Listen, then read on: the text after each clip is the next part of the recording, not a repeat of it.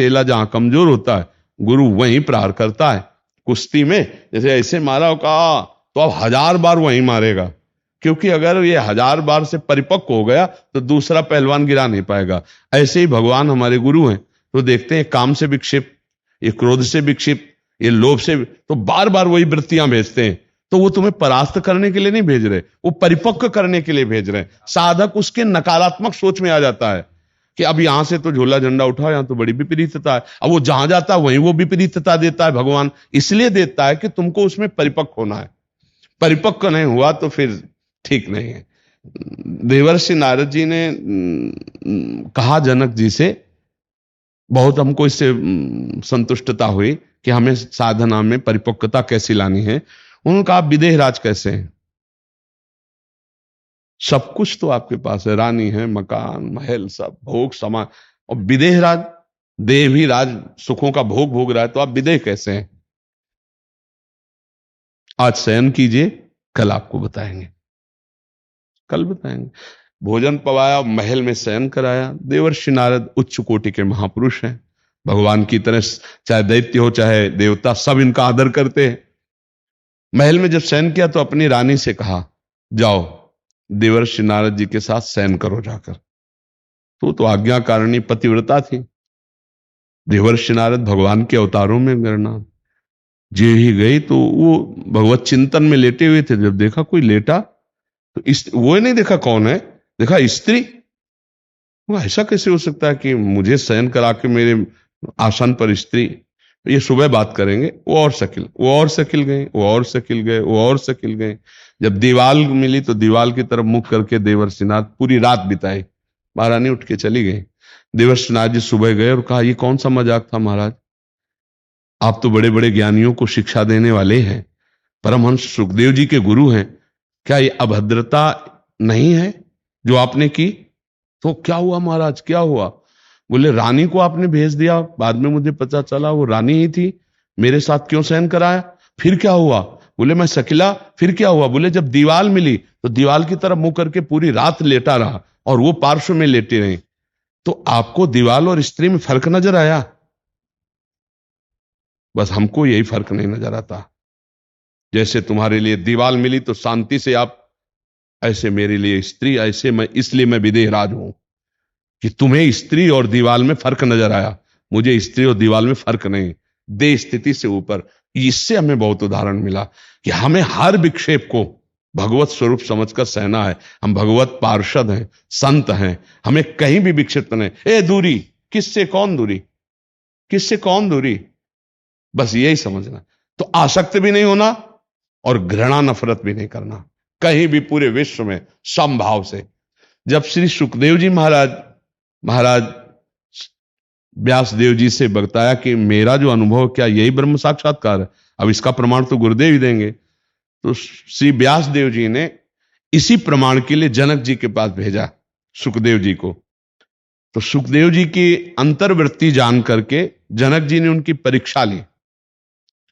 जो ही प्रथम गेट में गए रुकवा दिया, तो उनका प्रार्थना कीजिए जनक जी से, मैं मिलने आया हूं। कोई उत्तर नहीं। 7 दिन 7 रात्रि तक कोई उत्तर नहीं। भला सोचो अपने लोगों को घंटा 2 घंटा हो जाए तो चेहरे का रंग बदल जाएगा। 7 दिन 7 रात्रि कोई उत्तर नहीं, और वो यथावत वैसे ही खड़े रहे। पूछा उनके चेहरे की आकृति में कोई परिवर्तन? कोई परिवर्तन नहीं। बोले अब महलों में ले जाओ।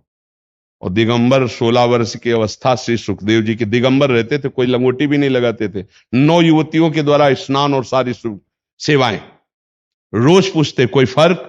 बोले महाराज जैसे गेट के बाहर थे वैसे ही आज भी है। 7 दिन 7 रात्रि 9 युवतियां सेवा करती रही। इसके बाद जब देखा कोई फर्क नहीं, तब आए और अर्चना वंदना की।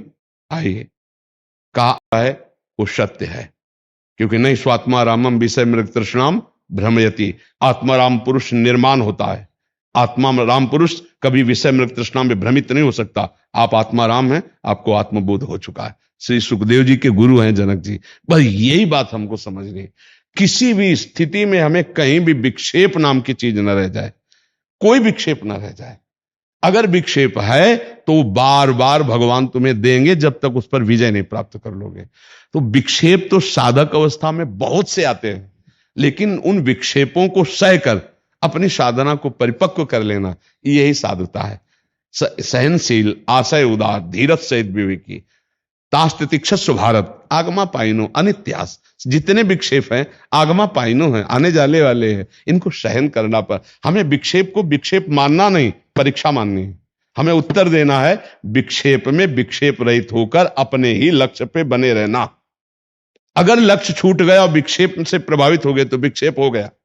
अगर लक्ष्य चिंतन नहीं छूटा तो विक्षेप से हम कभी प्रभावित नहीं हुए, कभी परास्त नहीं हुए। हमारे लिए कोई विक्षेप ही नहीं है, कोई विक्षेप नहीं है, कुछ विक्षेप नहीं। मत्ता परतरम नान्यत किंचिद अस्ति धनंजय। वही सत्य वस्तु विक्षेप बन के आता है हमको पुष्ट करने के लिए, हमको पुष्ट करने के लिए। कभी वो हमको नष्ट करने के लिए नहीं आता, वो पुष्ट करने के लिए आता है। मतलब हम में कमी है, इसलिए भगवान जो हमारी कमी है उसको दूर करने के लिए सब विक्षेप से। हाँ, क्योंकि भगवान करुणा में कभी अपने भक्त की बाधा नहीं बर्दाश्त कर सकते। वो जितनी बाधा स्वीकार करता है उसको निर्बाध करेंगे, अबाध गति प्रदान करेंगे। तो इसलिए अपने लोगों को हर विक्षेप को सहना है, सहकर वहां भगवत लक्ष्य रखना है कि भगवान ने मुझे विक्षेप दिया भजन करने के लिए। और सत्य मानिए, बहुत आनंद आएगा जब विक्षेप सहकर सही माने में निकल जाओगे। यहां तक कि पिटाई भी करवा देते हैं। ऐसे कई घटनाएं, जो भ्रमण करते हैं उनको ये प्रसाद मिलता रहता है।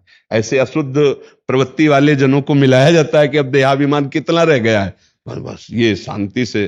तो हमें पिटाई तक को भी भगवत प्रसाद मान के सहना होगा, तभी आगे। जब कोई अध्यात्म की ऊंचाई पर चढ़ा हुआ होता है तो ऐसे नहीं चढ़ा होता, रसगुल्ला खा के नहीं चढ़ा है गुलाब जामुन खा के नहीं चढ़ा है। हाँ, हर कष्ट सहना पड़ा है, प्रकृति के हर वार को सीधे सहना। जैसा शास्त्रों में लिखा वैसे हमको हर स्थिति में तैयार रहना। साधु का मतलब होता है हर स्थिति का तैयार। हमारा अपमान होगा, हमारी निंदा होगी, हमें कष्ट सहना होगा, हमको उस तब हमें परमात्मा प्राप्ति। भक्तों के चरित्र पढ़ के देखो तो हमको विक्षेप क्यों दिया जाता है, भगवान क्यों पिटवाते हैं अपने भक्तों को। आज की सत्संग में अगर जो बैठा हुआ हो, कोई था आज के सत्संग में तो सुना आपने, सत्संग में माधवदास बाबा को पिटवा रहे। क्यों पिटवा रहे? कितना देहाभिमान रह गया अभी, कितना समर्पण की कमी। जैसे कुम्हार अपनी मटकी को बजा के देखता है ना, ऐसे भगवान अपने भक्त को बजा के देखते हैं। देखो भक्तों के चरित्रों को पढ़कर तो तैयारी करनी इस बात की कि मेरी मृत्यु का अवसर आने पर भी मुझे विक्षेप न मालूम दे। यही अध्यात्म है जो आपको हर परिस्थिति में मुस्कुरा के जीना सिखाता है, जो हर परिस्थिति से लड़ना सिखाता है। टूटना अध्यात्म में है ही नहीं, तोड़ नहीं सकता। हर अध्यात्म का स्वरूप यही है। तो ये जो गृहस्थी में नाना प्रकार के दुखों को लोग भोग रहे, चिंता शोक, इससे उनको यही समझाना चाहते हैं कि वास्तविक दुख आपको छू नहीं सकता। आप ऐसे हो, पर आपने अपने को शरीर मान रखा है, आप गलत आचरण करते हो, इसलिए आपको दुख भोगना पड़ता है। नहीं, दुख तो आएगा, जो प्रारब्ध रचना है वो शरीर में आएगी, लेकिन उससे लड़ना सीखो। उससे हार गए किसी खेल में तो बोले डिस्टर्ब हो गए, ऐसा नहीं होना चाहिए। मनुष्य जीवन ऐसा नहीं, बहुत परिपक्व अवस्था को प्राप्त होना है। मानव जीवन दिव्य जीवन है, वो दिव्यता भजन से आएगी, साधना से आएगी।